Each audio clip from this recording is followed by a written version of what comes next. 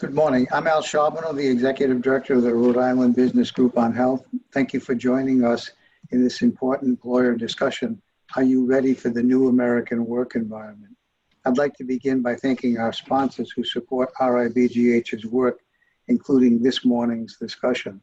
I know I speak on behalf of the RIBGH board and our members when I say we are truly grateful to our platinum sponsor, Mercer, our gold sponsors, Blue Cross and Blue Shield of Rhode Island, HILB of New England, United Healthcare, Neighborhood Health Plan, Tufts Health Plan, and Aetna. Our silver sponsors, USI Insurance Services, Merck, Gallagher, and Delta Dental. And finally, to our RIBGH members, a growing group of 90+ companies representing over 80,000 employees. I also know I speak on behalf of the RIBGH board when I say thank you to the RIBGH Health and Productivity Committee that is responsible for today's event. The H&P Committee is co-chaired by Robin Bouvier from Aon and Jean Tapley from the Amica Insurance Company. I also want to thank Joanne Bellata and Erica Collins for organizing today's event. It's my pleasure to introduce Robin Bouvier, Vice President, Health Transformation for Aon and co-chair of the H&P Committee. Robin will introduce today's speaker, Cassie Sobelton. Robin? Thanks, Al, and good morning, everyone. Welcome to our second series of the Health and Productivity Committee's annual Wellbeing Summit. As you know, we normally meet for a half-day event in June, and the agenda for this year's session was really intended to cover 3 or 4 potentially specific topics. One being drive better health outcomes, which we started to address a few weeks ago with Dr. Ray Fabius talking about the impact of COVID on the health of the workforce. Our next event in the series, which we're going to do today, I'll introduce in a few minutes. We have another session coming up on June 11th addressing the cost of COVID, and this will include employee benefit plans and renewals. It's led by HR and finance leaders from USI and will feature a COVID cost estimation tool. The following week, on June 16th, we'll be doing our Help People Thrive session, which is on creating a recovery-friendly workplace. And the session that we're going to be covering today is on deliver an exceptional experience. And I'll introduce our speaker in just a moment. Just a couple of housekeeping items in the meantime. First is if your phone is not on mute, please make sure that it is so we don't have any background noise. If you do have questions, we welcome those and ask you to enter them into the chat feature. I will read the questions at the end of the session and Cassie will respond to them. To the extent we don't have time to cover all of those questions, we will get written responses and post them on the RIBGH site. On the site, we will also post the video of today's presentation, as well as a copy of Cassie's slides, so that you can listen today rather than feverishly taking notes. And again, thank you for joining us today. I'm pleased to introduce our keynote speaker. Her name is Cassie Sobelton. Her own well-being journey actually sounds a little bit like mine. It's kind of experiencing your own health situation and identifying ways to thrive in your own life. And Cassie's going to talk to you a little bit about that. But she's a broker. She's worked for health plans and vendors. She is the ABC News health correspondent in Detroit, and she is also the best-selling author of 2 books. So I'm very pleased to introduce Cassie to talk to you about helping to deliver an exceptional experience to your employees in this post-COVID environment. So take it away, Cassie. Thank you, Robin. And thank you, everyone, for having me. Of course, Robin, Dawn Marshall, she's on the Health and Productivity Committee, put me in touch with Robin and everyone over at RIBGH. Of course, Al and Joanne and Erica, this is great to be here. So I appreciate the opportunity. I am going to start my screen share with the slideshow here. And please let me know if there's any issues. Otherwise, maybe a thumbs up from Joanne, Erica, or Robin. Those are the few people I can see. Okay, great. All right, so I'm going to get started today and talk a little bit about post-quarantine workplace and the employee that's going to come along with it. But first, a little bit about my background.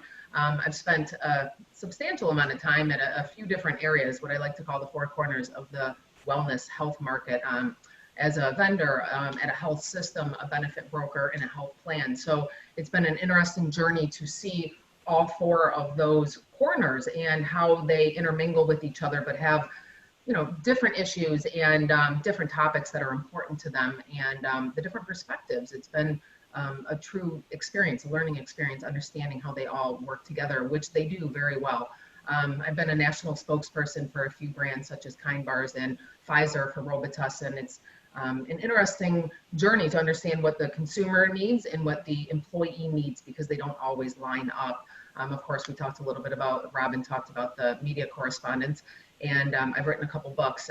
My background as well, it sounds like Robin's, is getting sick and getting myself healthy through learning how to become the healthiest me, and then sharing that journey with others, because many ask when you figure that out, when you go from a very unhealthy person to a healthy person, a lot of people want to know how you did that. And that's how my whole career got started and changed direction, because I found that everyone needed that information.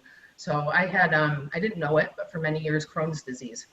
And no one could figure out what was wrong with me. And this was 20 years ago, way less known than it is today. And so I had a journey of 10, 15 years of being very sick and going from doctor to doctor to doctor, trying to figure it out, until my appendix ruptured. I ended up in the hospital and found out that I had Crohn's, because when they went in to do the surgery to take out my appendix, they found a tumor in my colon. And so after that, found out that I had Crohn's. And after a major surgery, came out of that hospital and realized that I was gonna be living a very different life. I was put on 30 some pills. I was early 20s, and told that this was just the way I was gonna live. But I had this odd little piece of me. I didn't know anything about health, but there was this internal guidance that told me this was not how I wanted to live, and it was gonna be possible for me to fix this. And so I remember saying to my doctor, what about my diet? What about the way I live? And he said, it's not going to change anything.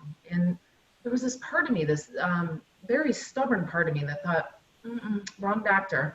And so I went on a journey of trying to find the right doctor who would monitor me and who would help me and who would be with me on the journey of truly self-discovery and self-healing. And I did find one. And he said, I don't know how you're going to do it, but sure, I'll monitor you.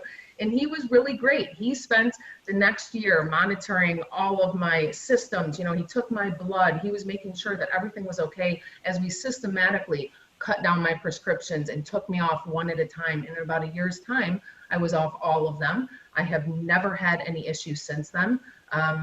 It's been really, really great. But that became part of my life. It was my journey. I became a nutritionist and a health coach and a yoga instructor. And I really dove deep on self-healing. And what I found, especially at the time, and it has changed, I couldn't find a lot of that in America. I was unable to find a whole lot of doctors that could tell me what to do. I really had to follow my gut and learn what that was for me, because not everyone's, I call it a health code, but you have to crack your own health code, because what worked for me is not going to work for the next person. But there are some general rules around what makes us healthy. And as we know in this industry, we've gone from wellness to well-being, right? We've gone from focusing on mostly the physical to spiritual and mental and intellectual and career or occupational and financial and physical well-being, because they all work synergistically with each other.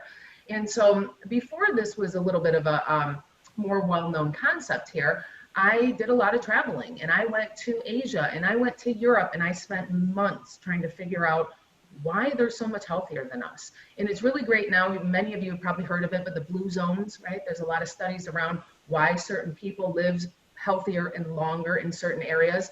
And I really, without knowing the blue zones at that time, found the same thing to be true. And one of the things that I learned from so many of my European friends, and it's a little bit of a joke over there, they say Americans live to work, we work to live. And there is so much of that over there. I really noticed that we have different values than the rest of the world. So, all countries do. And, the way our country was born and this American dream, it's a beautiful thing. It really is. But it did shift us into a country that has values on the dollar. And how do we get ahead? How are we productive? How do we make money? And there is an imbalance that can happen with that as well. And I think we're seeing that in America right now, right? Where we have focused so much on money and so much on the American dream and what all that entails. And we might be missing a little bit of the balance in what makes us healthy and happy. And I think we're starting to see that pendulum swing back that way, because other countries, I have really noticed, they value experiences. They value travel. They value family and community and time together differently than we do. it's an interesting thing to see our country going through a time where we are being forced to value these things, right? We are somewhat on a national retreat.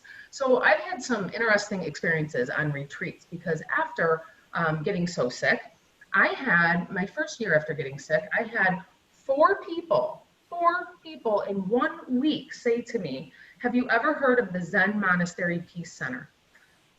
I've never heard those words in my entire life, and 4 people in 1 week. So in my opinion, and what I was learning at that time of my life was signposts, right? So when I hear something over and over and over from 4 different sources, there's a reason for that. So I got on the internet and I looked for that, and all of a sudden I found this retreat center in Murphy's, California. And it said very little about the retreat center, about the retreat itself. It basically had a page where you put your information and apply to go on retreat. So they had these retreats every 6 months, and the next one was full, and the following one I think was full. So I was putting in an application for 18 months out.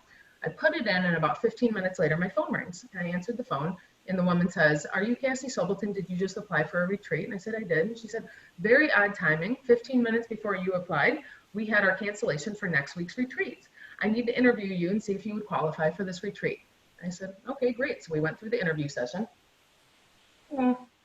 Well, she ended up accepting me. And she says, can you get here next week? And I was like, oh my God, it's all happening so quick. I've never been on a retreat. What is this all about? And I ended up going. I mean, there was this, again, part of me, this internal knowing I'm supposed to be on this retreat, whatever this thing is about. So she tells me you have to fly into, I think it was San Francisco, and then take a train to the last stop way north, and then a monk will meet you when you get off. And I was like, well, who do I call if they're not there? They'll be there. I'm thinking, okay. I mean, it was a big jump at the time for me. Now I do this stuff all the time, last minute, no big deal. It's just who I am now. But at the time, it was a big deal. And I was pretty nervous, but I was also excited. And of course, a few hours at the airport, and then a few hours in air, and then getting to the train station. I mean, I was so excited to get off that train and find this monk. And I got off, and I remember looking around for a bald man with a long brown robe and some beads around his neck, and he wasn't there. There was no one there. And I got off and thought, oh my God, what did I do? Did I just sign up for something that isn't existent? Look, what's happening? And some woman about 5 minutes later ends up coming up to me, and she's a shorter woman, probably about 75 years old, jeans and a t-shirt. And she says to me, are you Cassie Sobelton? And I was just so excited to see someone and talk to someone. You know, I just arrived. I said, yeah, I am. And she says, the silence starts now. I had no idea I was going on a silent retreat. And I ended up spending the next 10 days in the most supportive environment I've ever been in the most dynamic environment I've ever been in, with people who taught me how to grow. I like to say that retreat taught me compassion. I understood the word prior to that retreat. I did not understand how to feel it, how to exhibit it. And it definitely was life-changing. So after going through any retreat, we come out different on the other side. And that, I mean, this retreat, I think that we're going through as a nation is going to be no different. It's quite interesting what happens on a retreat. We have self-discovery, things change. We realize that we have different needs, we have different wants, right? Silence and solitudes is going to be some people's experience on this national retreat. Those of us who live alone are going to be way different than those of us who are living with 10 people sharing a household together, right? They're going to have different understandings, different shifts inside of them of what they want to create with the life going forward that they're going to be given an opportunity to create. And these are going to definitely change some people. There's going to be lifestyle shifts. There have been aha moments. I'm sure a lot of people that are watching this have had them. You've probably heard of a lot of people that are having them. And so now it's this understanding of what's next? What is going to happen after this, right? After this national forced retreat? How are we going to help employees thrive when it comes to coming back to work, right? Our workforce is going to be different. The mentality is going to be different. Many are going to have moments of awakening. We could have people who have post-traumatic stress disorder. I was, you know, it's interesting to see the different states, the different experiences that people are having, not only from state to state, but the different types of homes that they're in and the surroundings that they're going through. I think it's pretty impossible to predict the ways that people are going to change, but I think it is very obvious to know that they're going to change. It's interesting. Zippia had this survey, and the survey was talking about, how people are responding to this, what they think they want long term. And, here's some of the results. So half of millennials want to work from home permanently. That's not the least bit surprising, right? I mean, millennials have been born virtually. They're used to it. They're comfortable with it. They're okay. They love it. While most people feel more productive, older people feel significantly more productive, which is really interesting working from home. And I think that might have a lot to do with the fact that older people don't have young children. They're not homeschooling. They're not dealing with kids running around everywhere. It's going to be easier for them to be productive from their home office. 51% said that they would rather work from home full-time than going back to the office moving forward. So again, things are shifting. Maybe they've always wanted this, but they've never really understood that it was possible. And we were forced as a nation into figuring out how we can work from home, right? So more than half of Americans don't believe their work will make remote work permanent, which means about half of them believe that. And 17% of Americans do believe that they'll be able to work from home following that crisis. And another interesting survey from WebMD is that while at home, the people who have gained weight, right? So 47% of women and 22% of men have gained weight. We have 75% reporting that they gained over. And my dog wants to chat, sorry about that. 75% less than 9 pounds, 21% over. You can see this, but the causes are interesting that many blamed it on a lack of exercise and stress eating, which is obvious, right? And 21% attributing it to a rise in alcohol consumption. We've been teasing as we've been walking around, my boyfriend and I, especially on recycling day, you see all the recycling and it's double what it used to be. Obviously, a lot of bottles. There are people drinking more than probably they ever have. They're being given an opportunity to work from home. Happy hour might start earlier. And there's been a big change in desires over that, of course, right? So people have changes in what they want at work. They have had changes in personal relationships. We hear about a lot of people wanting to get divorced, a lot of people that are going through just, changes because of what they're experiencing. How they spend their time. People are starting to realize how they spend their time might be different than what they want to do. And the amount of time that they have with their family, should it be more or less? How they spend their money, right? We're starting to realize that maybe we can cut our hair at home, and maybe we can dye our hair at home, and maybe we don't need all these clothes that we buy every single year. When we have these things taken away from us, we start to realize that we can live without a lot of things that we started to believe we needed.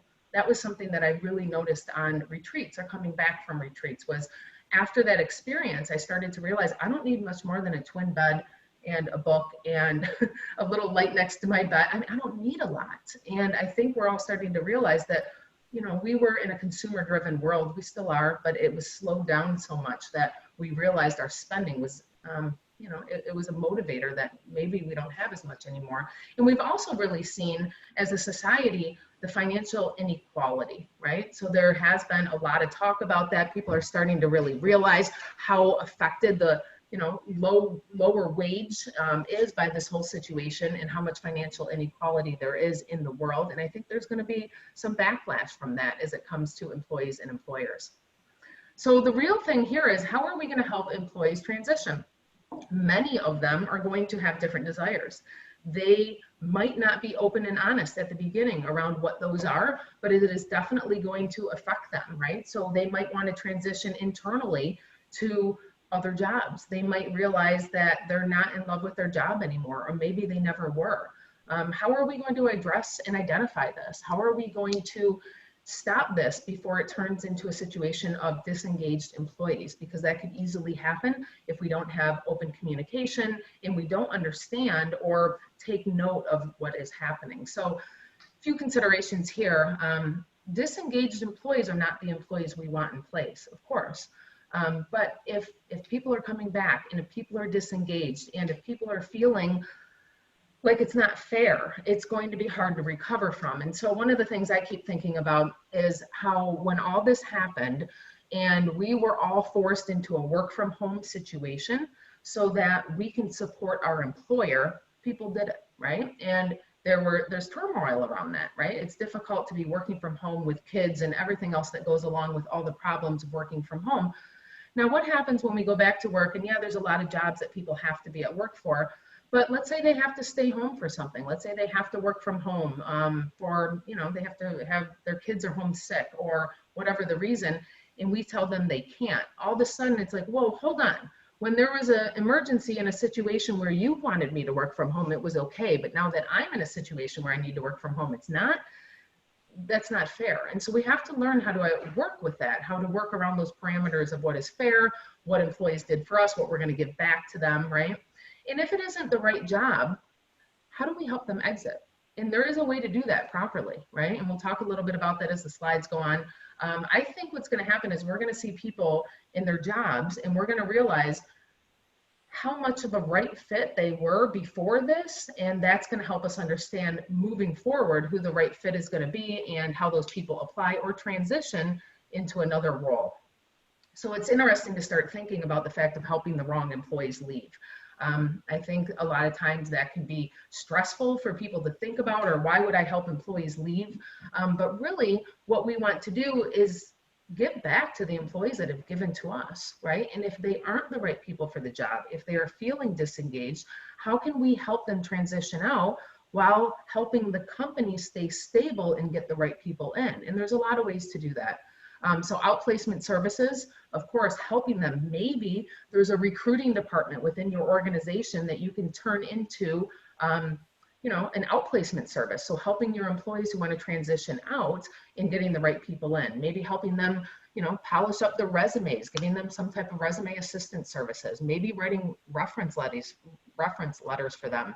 Maybe waiving their non-competes, right? So maybe if you need to lay people off, you're not ready for them to come back, give them a fighting chance. Let them go out and get a job in the industry that they're good at, an industry where they're qualified. Maybe helping them with the exit packages and explaining their benefits and how they're going to move forward. Maybe giving them perks to retain employees during this transition. So it's interesting. I'm a consultant. I do, of course, a lot of consulting, and I come into organizations to help start up departments, to help shut down departments, to help reorg.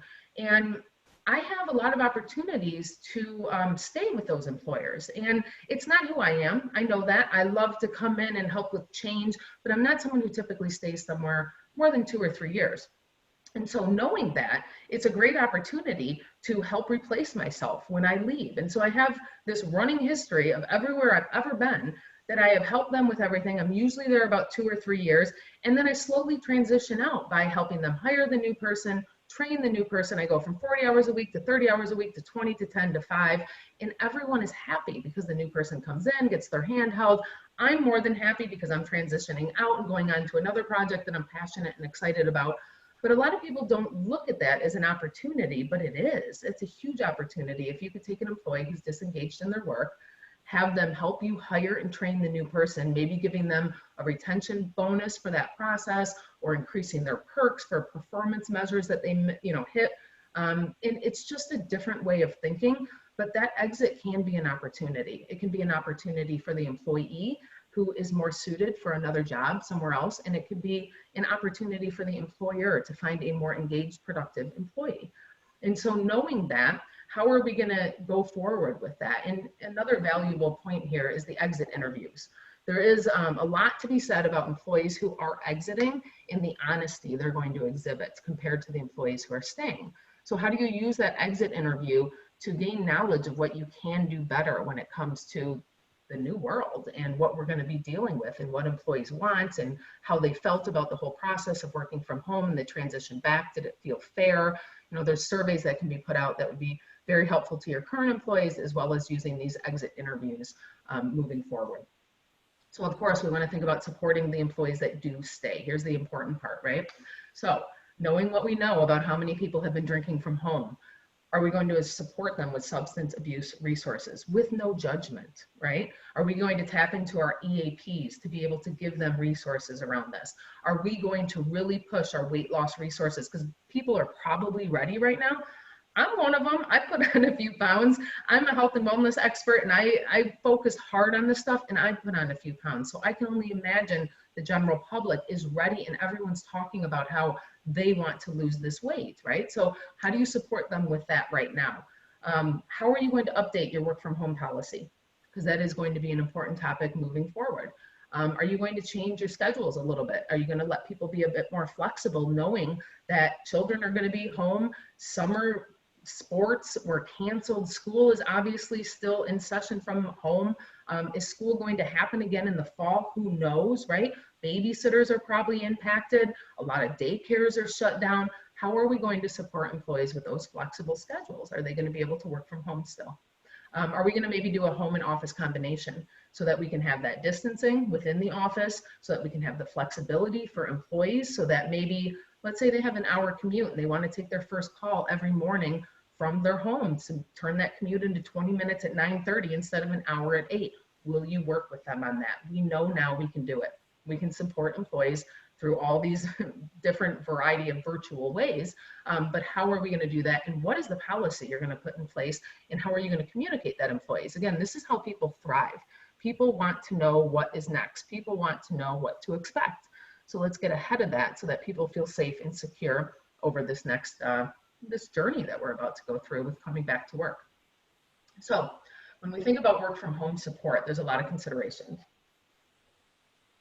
We have employees that are coming back, and maybe they've been living alone and they're very lonely. It's interesting. I live alone, but I have my boyfriend and his 3 children almost every other week here with me. So I get kind of the best of both worlds. It's been nice, but I can understand how in both situations, it 100% of the time would be very difficult. So how do we take that into consideration?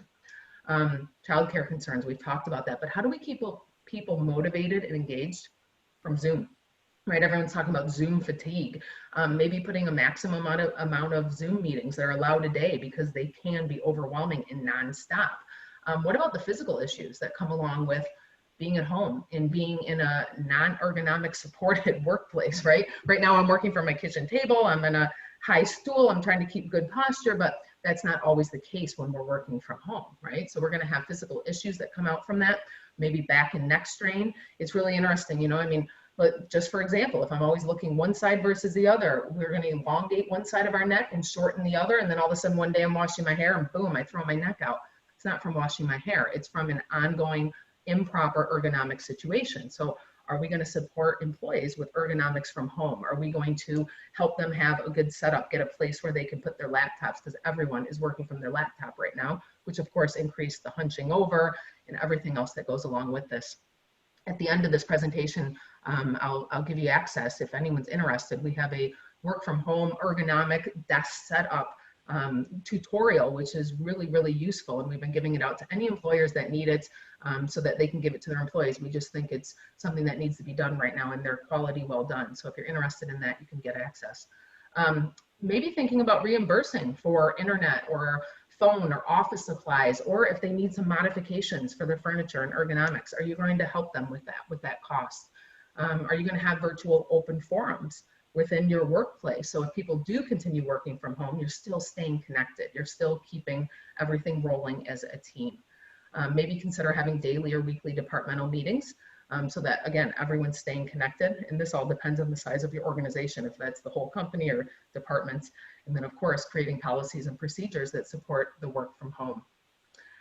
You know, we're everyone going through uncertainty right now. And the brain doesn't like uncertainty. And you probably noticed this in yourself. You've noticed it in others. We're all looking for some security. We're looking for direction. Here in Michigan, we're still in lockdown. And it's shifted into a place of anger. People are very, very angry around what's happening. People are unsettled when they go out and they see masks, and you know, no one knows what's going to happen next. No one knows if you forget your mask at home. It's worse than forgetting your phone at home. You know, you have to drive home and get it. Just depends where you are and what's going on. So how do we help employees feel safe and understood? How do we help them feel safe when they're coming back to work? How do we support that so that they do want to come back to work, right? So this change is difficult and it's different for everyone, what we've been going through, but there is that common thread of uncertainty. So what can we do to help employees? It's interesting, we'll get into it in a minute, but the SCARF, it's a model that talks about what employees or what brains go towards and what they go away from. And so brains avoid, we want to avoid uncertain situations, right? We all preferred it when we would leave our house, we would get in our car, we would go in a store, we knew there were no lines, we didn't have to stand 6 feet apart. We knew that, you know, no one next to us most likely was very sick or going to give it to us. There was all this uncertainty around what is going on in society right now, right? So our brains want to avoid uncertainty, which is all we're experiencing. The brain wants to avoid looking bad in front of others, right? We want to avoid lack of choices. This is why we say to children, would you like your juice in a red cup or a blue cup? It makes them feel like they have some choice, right? We want to avoid untrustworthy people and situations. We want to avoid fear. This is how the brain is hardwired. Whereas it wants to approach high levels of certainty. It wants to know what's coming next. We want to look good. We want to have expert status. We want choices. We want autonomy. We want to feel safe, and we want to feel like we're around trustworthy people. And so in the SCARF model, that's from David Rock. He's a neuro leadership expert. I really recommend, if you're interested in this, looking him up online. Really a lot of great work around what he's done, but he breaks it up into the brain wanting these things. So status, certainty, autonomy, relatedness, and fairness. So status being, who am I, right? What is my importance? It feels best when our status is high. And what is my rank amongst others? So how do I know where I stand, and let me know my grounding, right? Certainty, what's going to happen next? We were just talking about this, right? What's happening? What's going on? How do I know what's going to happen in my future? Can I handle what I'm about to encounter? Make sure that there's no issues around that. Autonomy, again, do I have choices? Do I have a say in what's happening, right? Relatedness, do I relate to those people around me? What if everyone at my work has families and they're overwhelmed with what's going on and I'm the one single person? It doesn't feel like anyone's relating with my quarantine situation. Do people understand me? Do I trust them? Do they have my best interest in mind? We all want that. Of course, fairness, right? Are there things in my experience that are fair? There's a lot of unfairness happening right now in society. There are people that are getting unemployment, people who aren't. There are people who are getting loans and grants. There are others who are not. There are people shutting their businesses down. There are people just in all kinds of different situations, and there is not much fairness around it. So how are we going to establish rules for our employees? How are we going to be transparent so that they feel like they are being treated fairly in a world that is not quite fair right now? But these are the ways people thrive. People thrive when we can give them status, certainty, autonomy, relatedness, and fairness. So how do we do that? Well, first of all, we want to help people. On the left-hand side, you're going to see the threat. So people move away from these things. We don't want to question their competence. Saying things like, do you need advice? Annual performance reviews, they say people move away from. It feels like a threat to them. The feeling of being left out or not being valuable versus reward, right? We want and move towards situations where people notice us and they comment on our work completed and they comment on our improvements. They give us public knowledge. Allowing people to provide feedback on their own work versus reviewing their work, right? When we have opportunities for learning, when we have reassurance of our value, that feels good. People move towards that. Avoiding jargon, people don't want to be included in a jargon situation. We want to ask people for their opinion. We want to listen to them. We want to ask them for expert advice. So including and appreciating people is going to go a really long way, always. But right now, especially while our brain is really in a situation where it's unsure of what's coming next. And when we look at certainty, it's a similar type of thing. And I'm not going to read through all of these. You're all going to have the opportunity to get this PDF, but we want to help people know what's coming next. My first mentor, I worked in an automotive plant actually for 8-9 years, and I was the first employee at that location and learned how to do everything. It was really great, and then became production manager, then plant manager, then operations manager over a few facilities. And one of the things my mentor would always tell me is you have to treat your employees like children, and not in a condescending way, but in a way where you provide for them very clear strategies, maps, plans, and visions of where they're going. People want to know what to do and what's coming next. That's how our brains are hardwired. So how do we do that with employees? So how do we give them proper amount of direction in a time when we're not even sure of direction? So it's okay to be honest with that. It's okay to be open with your uncertainty. It's okay to say, I can't tell you that answer right now, but I will let you know within 2 weeks, or I will let you know by the time the governor tells us this, right? We want to refocus people on what is certain. So when they're asking questions like, are we going to come back to work? And how many people are going to be in the workplace? And are our temperatures going to be taken? And are we going to have to wear masks? And there's a million questions out there. You can say, you know what, I'm not certain about that quite yet, but here's what I will tell you. if we're not ready to bring you back to work, if it's not safe, you will not come back to work. Here's what I can tell you. If we're not ready to bring everyone back, we'll come back on those that are most able to be able to come back. You know, you constantly bring them back to what you do know, and you be transparent about what you don't and let them know you will update them. So giving them these clear expectations, these clear goals of what is going to happen next is going to go a really far way in helping them be certain about a future that is very uncertain. Of course, we have autonomy, right? We want to give people choices. So do you want to continue working from home? Do you want to come back into work? Do you want to have some type of meld of the two?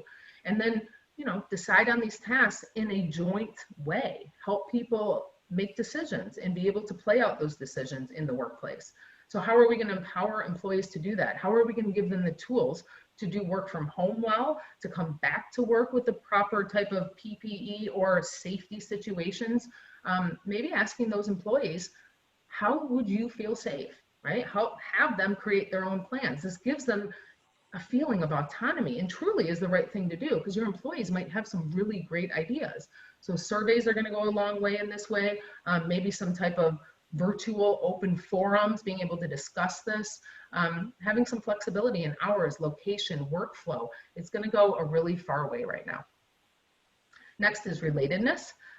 You know, how are we going to let people, employees, know that we relate with them? We understand, right? This thing is a top-down. COVID-19 has not affected people differently in the way that we are all we are all affected by this, right? We all can get sick. We all don't know what that outcome of that illness is going to be, if it's going to be super mild or put us in the hospital. So how are we going to help them understand? We get it. We have this in common, right? We are going to show genuine interest in how to help employees move forward here. Setting up mentoring, coaching, buddy systems is a very big deal right now that can really help people feel related to. How are we going to use video or personal sharing to evoke feelings of connectedness? Again, we don't want to go overboard with the Zoom meetings, but it really does help people feel connected to others. How are we going to encourage socializing and team building?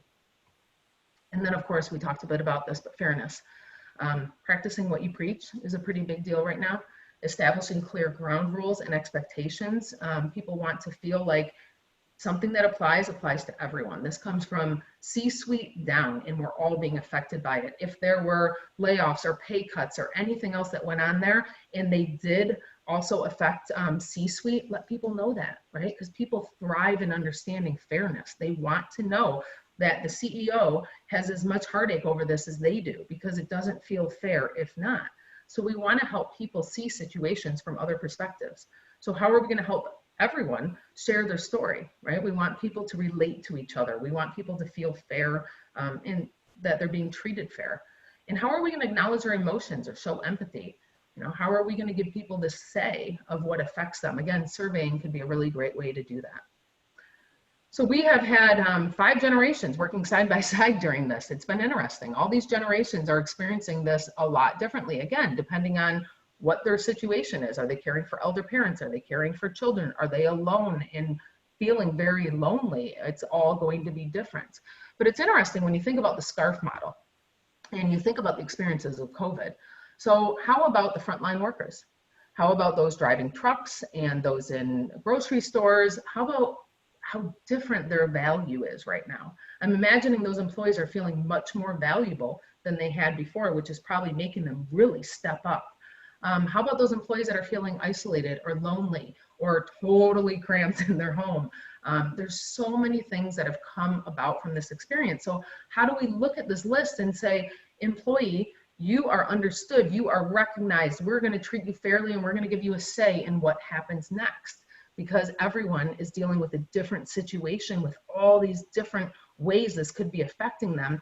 And one employee needs something way different than the other. So how do we ride that line and be able to be fair and equitable with all of them?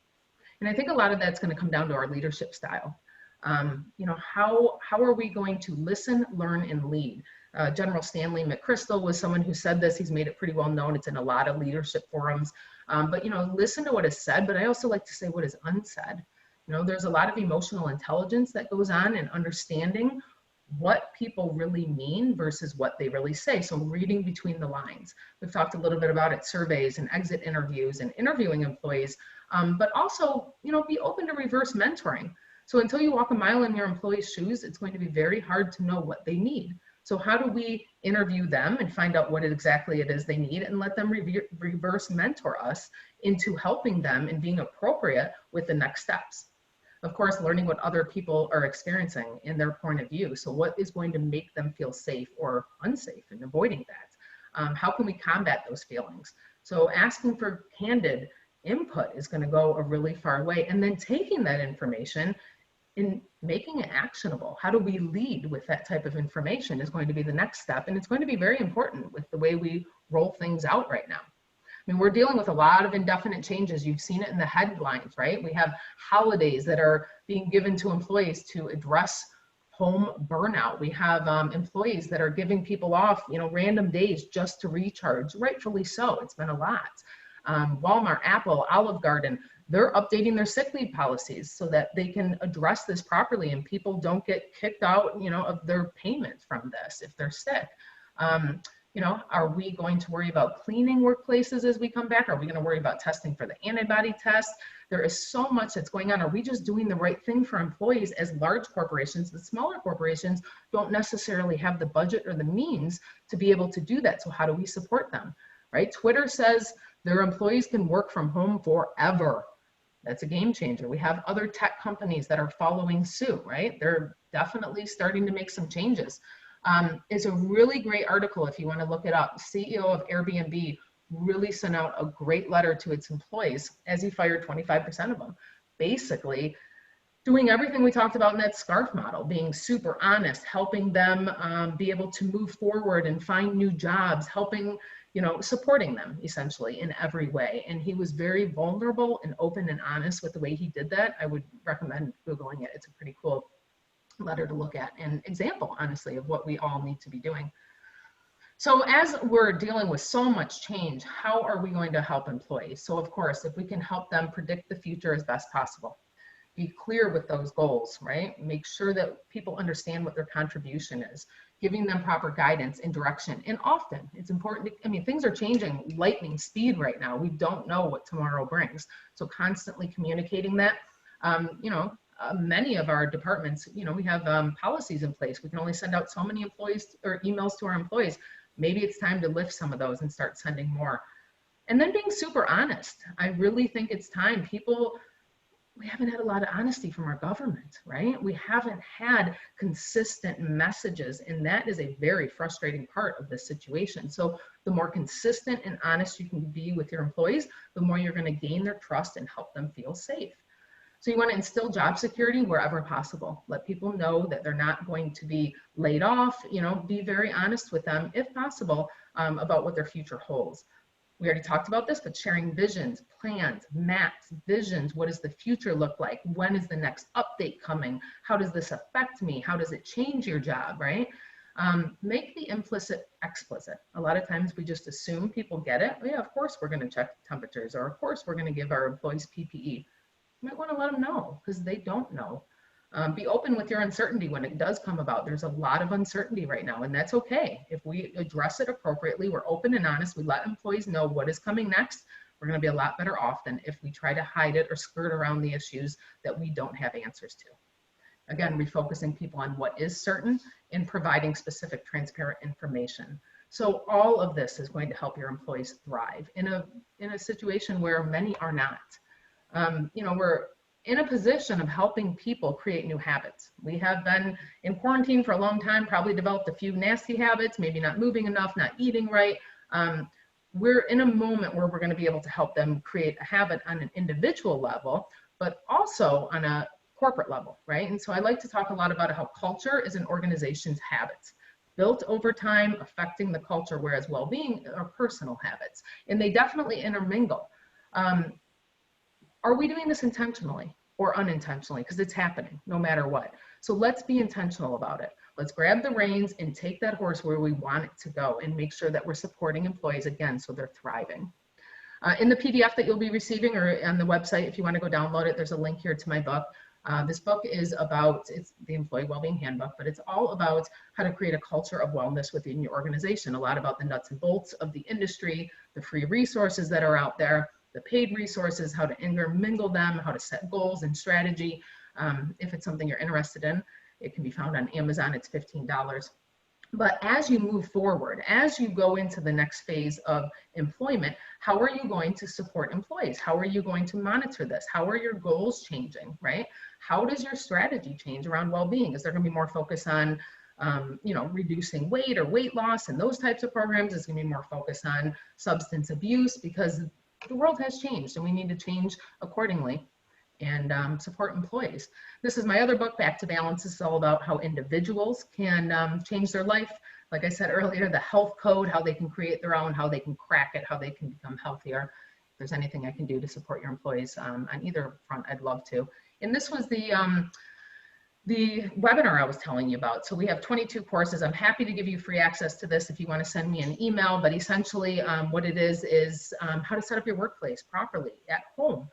How to utilize, books, and how to have your screen at the appropriate level, how to support your body while you're working from home. That's my contact information. Please reach out to me on LinkedIn or wherever. I'd love to meet everyone, but I know we have some time for questions. I think we have about 5 or 10 minutes, so I'd love to open that up, Robin, and I hope everyone's following well.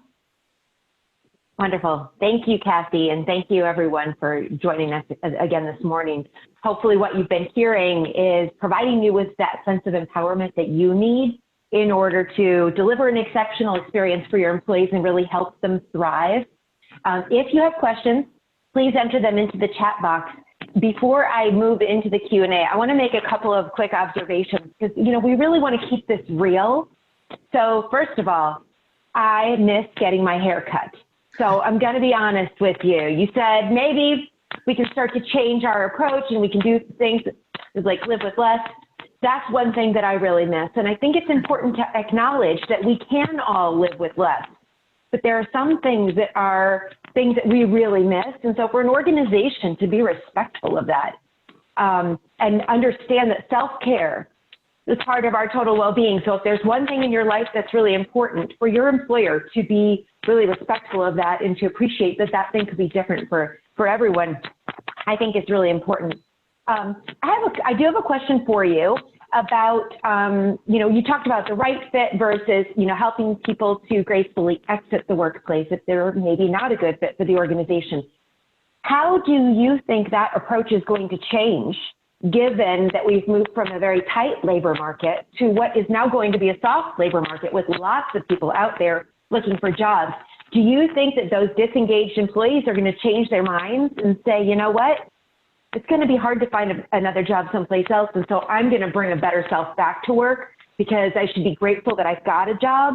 Or do you think that we're going to see a lot of people who are going to say, the experience of working from home made me realize that this isn't what I want to do, and so now I'm going to exit? What do you think? I think it's going to be both. And I think it's going to be difficult to predict who does what and, what industry, as well as how that change affects them and how much of their job being remote versus come back to work versus, a dual approach is going to resonate with them or repel them. I think that employees, those that come back, think that they don't necessarily love their job, but they're worried about getting others. They're going to continue working, of course, but they're going to be out there looking. And so it is, how do we open this dialogue so that we can both be honest with each other and look for a replacement? You have them help us train people and move on. My very first really career shift was, I was in automotive, like I said, and when I got very sick and figured out what was going on with me, I came back to my employer and very honest with him, said, I don't think this job is right for me. I think this job has, is a big part of why I'm so sick. It was a 24-hour operation, every 7 days a week, nonstop. We had a plant that could not come down. And I think that type of job just eventually took its toll on me. And my employer said, well, thank you for being honest with us. Obviously, we need you to help us find and replace yourself. But we have the sister company that has a sales role open that we think you'd be really good for. Would you have any interest in going over there? And I was like, sales sounds kind of a little bit more along the lines of what I want. Yeah, I mean, that'd be a lot more fun, and I don't have to be there at all hours, and I don't get phone calls at 2 in the morning, and all these other things. And so I spent the next year 20 hours a week at the one job training into that role, and 20 hours a week helping to get somebody trained into my role, and then made the shift. And that benefited the organization so much, because when my old, the trainee went on vacation or someone needed something, I was right there for that phone call to step in. And, for me to understand such a different side of the business and then go into sales, I was way more effective in my role as a salesperson because of my understanding of operations.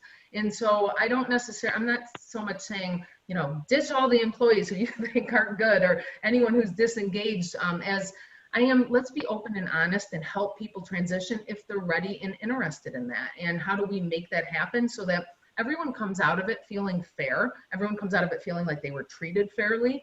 And, that creates a lot of goodwill around your company, and it creates a lot of goodwill around the employee. Like every employer I've ever done that with, which is, I think, every single one of them, every single one of them have, they probably have good things to say about me in the community, and I have great things to say about them in the community. And I just think it creates goodwill, and honestly is the right thing to do. And I think there's going to be time for that. Yeah, I think that's a really great point, Cassie. And culture plays a really important role in, in creating a safe environment.